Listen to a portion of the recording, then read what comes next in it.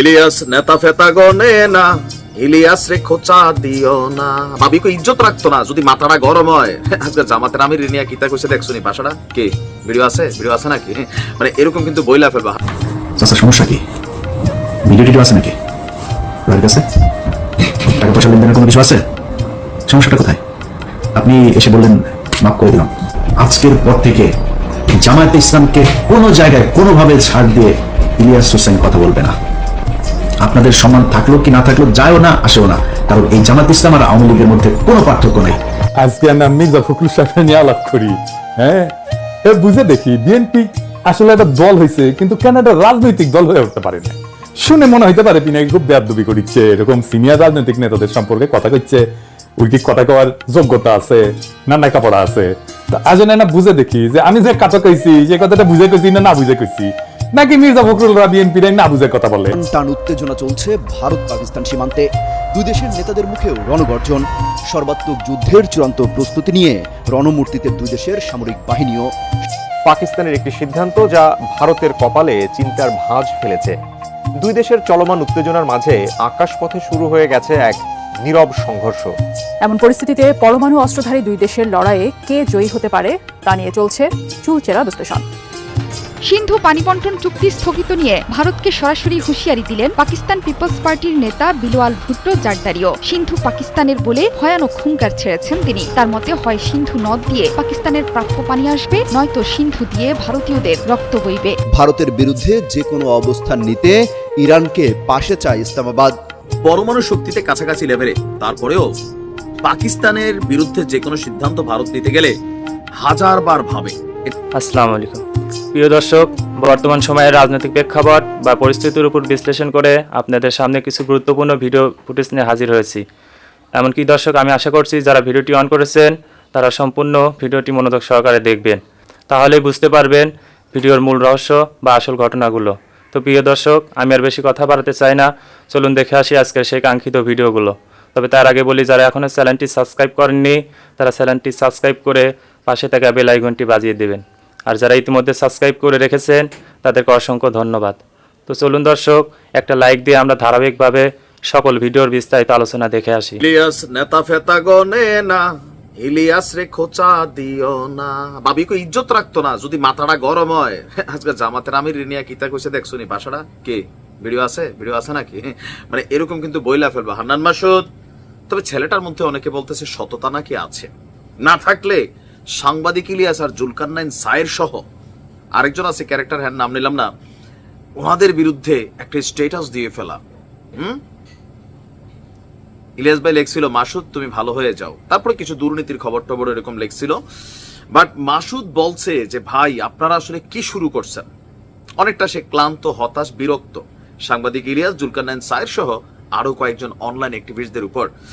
একটা ইনফরমেশন পেলেন, সত্য ধরে নিয়ে পোস্ট করে দিলেন, মিথ্যাচার বোঝে কয়েক ঘন্টার পর ডিলিটও করলেন। মাঝখান দিয়া এ দেশের ও দেশের বাইরের লাখো মানুষের কাছে ব্যক্তি আব্দুল হান্নান মাসুদ বিতর্কিতভাবে উপস্থাপিত হলো। 5ই আগস্টের পর নিয়মিতই এমন কয়েকজন অ্যাক্টিভিস্টের কর্মকাণ্ড আমাকে হতাশ করেছে। এই স্ট্যাটাসটা দিয়েছে হান্নান মাসুদ। যাদের খুবই দায়িত্বশীল ভাবতাম তাদের প্রতি হতাশ হচ্ছি। হ্যাঁ, আস্তে আস্তে আরো হবা। কয়েকদিন আগে কালের কণ্ঠে বিতর্কিত থাম্বনেইল দেখে পুরো সাক্ষাৎকার না শুনেই বহু অ্যাক্টিভিস্টকে আমাকে নিয়ে পোস্ট দিতে দেখলাম, যেন কেউ আমাকে সারা জীবনের জন্য গাড়ি গিফট করে দিয়েছে। অথচ বলেছিলাম হাতিয়ায় থাকাকালীন ব্যবহারের জন্য হাতিয়ার ওই একজন জামাতের ব্যবসায়ী আমাকে ব্যবহার করতে দিয়েছে। আপনারা তো অনেক বড় অ্যাক্টিভিস্ট, একটা পোস্ট কিংবা একটা ভিডিও তৈরির আগে পুরো সাক্ষাৎকারটি দেখার ইচ্ছে জাগেনি আপনাদের? সময় নাই ভাই, যত লম্বা চূড়া সাক্ষাৎকার ওই গুরুত্বপূর্ণ অংশগুলাই আমরা আসলে শুনি বা অনেকেই শোনেন। তারপর বলছেন কিছুদিন আগে ইলিয়াস হোসেন ভাই একটা পোস্ট দিয়েছিলেন আমাকে নিয়ে, আমি তুলে ধরেছিলাম কতটা মিথ্যাচার আমাকে নিয়ে, মানে সাংবাদিক ইলিয়াস হান্নান মাসুদকে নিয়ে কতটা মিথ্যাচার করেছেন। কিন্তু এরপর আজও সেই বিষয় নিয়ে কেউ কেউ লিখেই যাচ্ছে। বনিয়ামিন 2 কি 3 দিন বিতর্কিত পোস্ট দিয়ে কয়েক ঘন্টা পর যখন অনুধাবন করতে পারলো ভুল ইনফরমেশন, তখন নিজের পোস্ট ডিলিট করলো, কিন্তু মাঝখান দিয়া লাখো মানুষের কাছে ভুল মেসেজ চলে গেল। জুলকারনাইন সায়ের ভাইও লিখেছিলেন, আমি ফোন দিয়ে ভাইয়ের সঙ্গে কথা বলেছিলাম যে ভাই ভুল মেসেজ পেয়েছেন। সত্যতা যাচাইয়ে ভাইকে অনুরোধও করেছিলাম, কিন্তু আজও ভাইয়ের কাছ থেকে রিপোর্টটা পাইনি। সব মিলিয়ে আপনাদের দেশ বিদেশের সব অ্যাক্টিভিস্টদের অনুরোধ থাকবে, অন্তত যে কোনো বিষয়ে ফেসবুকে পোস্টের আগে আমাকে আত্মপক্ষ সমর্থনের সুযোগ দিয়েন, তাহলে কিছুটা হলেও আপনারা সত্যের কাছে পৌঁছাতে পারবেন। এটা না হলে আসলে আমাদের নতুনদের জন্য আপনারাই রাজনীতিটাকে কঠিন করে তুলবেন। এমনকি এখানে একটা খোঁচা মারছেন তিনি, যে আপনারা প্রায়ই বলেন 5ই আগস্টের আগে কেন কেউ আমাকে সহযোগিতা করলো না, ব্যবহারের জন্য গাড়ি দিল না। আরে ভাই, 5ই আগস্টের আগে আপনাদের অ্যাক্টিভিস্টদেরও আমি হান্নান মাসুদকে নিয়ে কোন রকম মাথা ব্যথা ছিল না। এক লাইন লেখা তো দূরের কথা, কিন্তু এখন তো পান থেকে চুন খসলেই লিখতেছেন। এর কারণ কিন্তু 5ই আগস্ট। 5ই আগস্টের পর আসলে অনেক কিছুরই পরিবর্তন হয়েছে, অনেক মানুষ শত্রু হয়েছে, হাজারো মানুষ ভরসা বিশ্বাসের জায়গাও দিয়েছে। পরিবর্তন তো দেখবেনই, জাস্ট মেনে নেওয়ার মানসিকতাটা চাই। এখন এই পোস্টের পর তিতামিরা বোঝে না, পাগলারে জিলাপি দিও না টাইপ সাংবাদিক ইলিয়াস যে মুডে থাকেন, তিনি কি রিয়াকশন দেন? পাশাপাশি আরো যেই যাদের নাম মেনশন করছেন তারা কি রিয়াকশন দেন বা তার এই অভিযোগের ব্যাপারে কি মুখ খোলেন, সেটা হচ্ছে বড় কথা। এখন মানে থাকে না যে খাদ্যাইয়া নিজের কপালে শনিয়া না, এরকম কিছু যদি থাকে তাই ওটা কিন্তু এখন ফ্ল্যাশ হয়ে যাবে। চাচা সমস্যা কি? ভিডিও টিডিও আছে নাকি ভাইয়ের কাছে? টাকা পয়সা লেনদেনের কোনো কিছু আছে? সমস্যাটা কোথায়? আপনি এসে বললেন মাফ করে দিলাম। আজকের পর থেকে জামায়াতে ইসলামকে কোনো জায়গায় কোনোভাবে ছাড় দিয়ে ইলিয়াস হোসেন কথা বলবে না। আপনাদের সম্মান থাকলো কি না থাকলো যায়ও না আসেও না, কারণ এই জামায়াতে ইসলাম আর আওয়ামী লীগের মধ্যে কোনো পার্থক্য নাই। ওরা ভারতীয় চর, তোমরা পাকিস্তানি চর। আমরা পাকিস্তানের সাথে। সাংবাদিক ইলিয়াস ভাই, তুমি কার? জাতির মধ্যে প্রশ্ন, কারণ 5ই আগস্টের আগে সবাই ভাবতো তিনি বিএনপির পক্ষে কাজ করছেন। 5ই আগস্ট পরবর্তী সময় ওনাদের বিভিন্ন বক্তব্য বিএনপিকে থেকে ধারণা চলে গেছিল জামাতে। এমনকি একজন সাংবাদিক, নাম বললাম না, তিনি বলছিলেন আমেরিকাতে যখন দেখা হয়েছিল তখন নাকি তিনি বলছিলেন যে তিনি আসলে জামাতকে ক্ষমতায় আনতে চান। কিন্তু ভিডিওর প্রথম অংশের বক্তব্য শুনে আপনার কি মনে হয়েছে যে তিনি জামাতকে সাপোর্ট করছেন এই মুহূর্তে? তবে তার কণ্ঠে অনেকটা অভিমান ঝরেছে জামাতের উপর। সাংবাদিক ইলিয়াসের নিউজগুলো যারা নিয়মিত দেখেন, একটা জিনিস খুবই ভেরি সিম্পল ক্লিয়ার, সেটা হচ্ছে ভারত পছন্দের যতই হোক, কিন্তু ভারতের সাথে বা প্রথম আলো ডেইলি স্টারের সাথে যদি কোনো সম্পৃক্ততা, ভালোবাসা, দহরম মহরম দেখেন, তখনই সাংবাদিক ইলিয়াসের মাথা উলায় যায় আর তিনি তার গোষ্ঠী টুষ্টি উদ্ধার করেন। ক্যাপশন দিছি কি জামাতের নামে 12 ভাতারি জামাত। লম্বা চূড়া একটা বক্তব্য দিয়েছেন। এখানে তার ভিডিওটা যারা পুরো শুনেছেন, সেখানে যদি আমি খুব শর্টলি এটার সামারাইজ করি, এটার মূল জিনিসটা হচ্ছে যে ভারতের সাথে সম্প্রতি জামাতের যেই একটা প্রোগ্রামে, আমি যে ছবিটা দিয়েছি, একটা প্রোগ্রাম ছিল কিসের জানি, সেখানে ভারতের একজন উচ্চপদস্থ ব্যক্তি যিনি বাংলাদেশে কর্মরত আছেন, তার উপস্থিতিতে জামাতের যে প্রোগ্রামটা হচ্ছে তিনি এইটার উপরই খেপেছেন। আর প্রথমে যে বক্তব্যগুলো দিয়েছেন পুরোটা কিন্তু বুঝছেন। এবং সবচেয়ে মজার বিষয় হচ্ছে ওইখানের কমেন্ট সেকশন আমি দেখলাম যে শত শত মানুষ তারা বলছে, ভাই আমরা জামাতের রোকন, জামাতের কর্মী, তবে আপনি যা বলছেন সঠিক, জামাতকে শিক্ষা নিতে হবে। এখন আপনাদের আর একটু তথ্য দিই। সরকার পতনের পর স্বাভাবিকভাবে আমাদের এই দেশের রাজনীতির অনেকটা ভারত ভিত্তিক, ভারত বেসিক অনেক কিছুই আমাদের কাছেও মনে হয় যে সামহাও ভারতের সাথে ভালো সম্পর্ক রাখা লাগে। এইটার একটা কারণ হচ্ছে জিওপলিটিক্স। জিওপলিটিক্সের বাপ হচ্ছে আমেরিকা। তো আমেরিকা করে কি আপনার ভারতকে এক ধরনের মৌখিক গার্জিয়ান বানায় রাখছিল এত বছর, বাট গেল কয়েক বছর যাবত এই দৃশ্যপটে পরিবর্তন হয়েছে। শেখ হাসিনা থাকতেও আমেরিকার বিরুদ্ধে কিন্তু তার বক্তব্য, মন্ত্রীদের বক্তব্য, বিভিন্ন অবস্থানে একটা সম্পর্ক তৈরি হয়েছিল। অনেকে বলছে এটার কারণে তার পতনও হয়েছে। এখন এই মুহূর্তে যারাই বিএনপি বলেন, জামাত বলেন, যাদেরই সম্পর্কটা ভারতের সাথে একটু পজিটিভ হয়, তখনই কিন্তু সাংবাদিক ইলিয়াস তাদের 14 গোষ্ঠী উদ্ধার করেন। আর এই প্রথমবারের মতন তিনি এতটা খোলামেলা ভাবে, মানে আরো যে শব্দ ব্যবহার করছেন, আপনারা নিশ্চয়ই শব্দগুলো শুনেছেন। তো টোটাল ক্ষোভটার মূল কারণটা হচ্ছে একটা প্রোগ্রাম, এবং কি ছাত্র শিবিরের একজন বুলেট নেতা, ওনার নামও আমি বললাম না, আপনারা নিশ্চয়ই ছবির মধ্যে ওনার ভিডিওটাতে দেখছেন। তো সেখানেও তিনি দেখিয়েছেন যে পিছনে দাঁড়িয়ে তিনি কিভাবে চোখ বন্ধ করে ওই ভারতীয় ব্যক্তির বক্তব্য শুনছিলেন। এখন সাংবাদিক ইলিয়াস, কনক সারোয়ার, পিনাকিদা, তাদের একটা যৌথ অবস্থান আছে, সেটা হচ্ছে ভারত বিরোধী।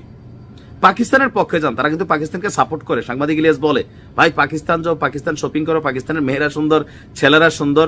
তো এটা হচ্ছে একরকম। তো এগুলোর জন্য অনেকে মনে করে যে তারা পাকিস্তান পন্থী, ভারতের বিপরীতে তাদের অবস্থান, নানান ধরনের বক্তব্য যার যার অবস্থান থেকে আছে। তবে জামাতকে নিয়ে তিনি যে এপিসোডটা করেছেন, এটার মূল উদ্দেশ্য জামাতের প্রতি তার যে অভিমান, আমার কাছে টোটাল বক্তব্যটা শুনা এখানে মনে হচ্ছে অভিমান থাকে না, যে অভিমানটা একদম এক্সট্রিম পর্যায়ে গেলে ধুইয়া ফেলা। তো তিনি কিন্তু এরকম ধুইয়া ফেলছেন। এই ধুইয়া ফেলাতে একটা জিনিস যেটা জামাতের জন্য নেগেটিভ হয়েছে, যে জামাতের যে রাজনৈতিক অবস্থান অথবা তাদের ৭১ পূর্ববর্তী পরবর্তী যেই অবস্থানগুলা মানুষ ভুলে গেছিল, বিএনপি বারবার সজাগ করাইতে চাইছিল, ওই কাজটাই সাংবাদিক ইলিয়াস ফ্রিতে করে দিচ্ছেন, যেটা জামাতের জন্য এই মুহূর্তে বড় ধরনের একটা ধাক্কা হবে। কারণ অনলাইনে এই কিংরা যারা আছেন তাদের কিন্তু একটা ইনফ্লুয়েন্স পলিটিক্যালি খুবই শক্তভাবে কাজ করে। এখন জামাত এই বক্তব্যের ব্যাপারে কি পাল্টা জবাব দিবেন? কারণ জামাতের আমির থেকে শুরু করে এমন কাউরে বাদ নাই যারা দলটার মেইন, তাদের ইলিয়াস ছাড়ছেন। জামাতের ভাইরার অবস্থান কি একটু ভিডিওতে জানাবেন। ভালো থাকুন। টান টান উত্তেজনা চলছে ভারত পাকিস্তান সীমান্তে। দুই দেশের নেতাদের মুখেও রণগর্জন। সর্বাত্মক যুদ্ধের চূড়ান্ত প্রস্তুতি নিয়ে রণমূর্তিতে দুই দেশের সামরিক বাহিনীও। সীমান্ত চৌকিগুলোতে যুদ্ধাস্ত্রের ডামাডোল। ক্যান্টনমেন্টগুলো থেকে বহরে বহরে সেনা আসছে সীমান্তে। ভয়ঙ্কর এক যুদ্ধাতঙ্ক দুদেশের সীমান্ত জনপদে। উদ্বেগ, উত্তেজনার শঙ্কায় থমথমে পরিবেশ। ওয়ালটন আবারও মিলিনিয়ার অফারে ওয়ালটন ফ্রিজ কিনে আপনিও হয়ে যেতে পারেন মিলিয়নিয়ার। মিলিনিয়ার ছড়াছড়ি দেশ জুড়ে, এটা শুধু ওয়ালটেনই পারে। দিনে সেনা টহল, রাতে হামলার ভয়। পরমাণু শক্তিধর দুই প্রতিবেশীর এই যুদ্ধ দামামা ছড়িয়ে পড়েছে দক্ষিণ এশিয়া সহ পশ্চিমা বিশ্বেও। ঘাড়ের উপর নিঃশ্বাস ফেলছে বড় যুদ্ধের শঙ্কাও। এমন রুদ্ধশ্বাস অবস্থার মধ্যে বৃহস্পতিবার মাঝ রাতে ভারত পাকিস্তান গোলাগুলিতে কেঁপে ওঠে কাশ্মীর সীমান্ত। প্রায় রাতভরি চলে এই হামলা। বিভিন্ন গণমাধ্যম বলছে পাকিস্তান সেনাবাহিনী আগে গুলি চালায়, পাল্টা গুলি চালায় ভারতও। ভারতীয় সামরিক সূত্র জানিয়েছে বৃহস্পতিবার এবং শুক্রবার রাতে জম্মু ও কাশ্মীরের নিয়ন্ত্রণ রেখা বরাবর কিছু ভারতীয় চৌকিতে গুলি চালিয়েছে পাকিস্তানি সেনারা। নাম প্রকাশে অনিচ্ছুক একটি সূত্রকে উদ্ধৃত করে পিটিআই জানিয়েছে, পাকিস্তানের উদ্যোগে নিয়ন্ত্রণ রেখার কয়েকটি জায়গায় ছোট অস্ত্র দিয়ে গুলি চালানোর ঘটনা ঘটেছে। ফলে ভারতীয় সেনাবাহিনীও পাল্টা গুলি চালিয়েছে। থেমে থেমেই চলে সেই গোলাগুলি। তবে এই গুলি বিনিময়ে কোনো হতাহতের ঘটনা ঘটেনি। উত্তেজনার রেশ বাড়তে থাকায় পাকিস্তানে যে কোনো সময় হামলা করতে পারে ভারত। সেই কারণে হুমকি মোকাবেলায় প্রস্তুতি নিচ্ছে পাকিস্তানের সশস্ত্র বাহিনীও। সীমান্ত লাগোয়া ঘাঁটিগুলোতে সেনার সংখ্যা বৃদ্ধি করছে রাওয়ালপিন্ডির সেনা কর্মকর্তারা। পাকিস্তানের এক নিরাপত্তা কর্মকর্তা আল জাজিরাকে বলেছেন, আমরা উচ্চতরের সতর্কতা বজায় রাখছি, কিন্তু ভারতের মতো আমরা আমাদের প্রস্তুতি নিয়ে কথা বলে কোনো অপ্রয়োজনীয় হাইপ তৈরি করতে চাই না। মঙ্গলবার বিকালে কাশ্মীরের পেহেলগামে হামলায় ২৬ পর্যটক নিহতের ঘটনায় জড়িত থাকার অভিযোগ প্রত্যাখ্যান করেছে পাকিস্তান। শুক্রবার পাকিস্তানের পার্লামেন্টের উচ্চকক্ষ সিনেটে এই বিষয়ে সর্বসম্মতিক্রমে একটি প্রস্তাব পাশ হয়েছে। এতে ভারতের অভিযোগকে উদ্দেশ্যহীন ও রাজনৈতিক উদ্দেশ্য প্রণোদিত বলে জানানো হয়েছে। এছাড়া এই ঘটনাকে কেন্দ্র করে ভারতের যে কোনো পদক্ষেপের চূড়ান্ত জবাব দেওয়ার হুঁশিয়ারিও দেওয়া হয়েছে। আমি আশা করছি সম্পূর্ণ ভিডিওগুলো মনোযোগ সহকারে দেখেছেন। সেই সাথে ভিডিওর কোনো তথ্য বা মতামত থাকলে কমেন্ট বক্সে জানিয়ে যাবেন। আজকের মতন এখানে শেষ করছি। ফিরে আসছি আগামী দিনে অন্য কোনো টপিকস নিয়ে। সে পর্যন্ত ভালো থাকবেন। আল্লাহ হাফেজ।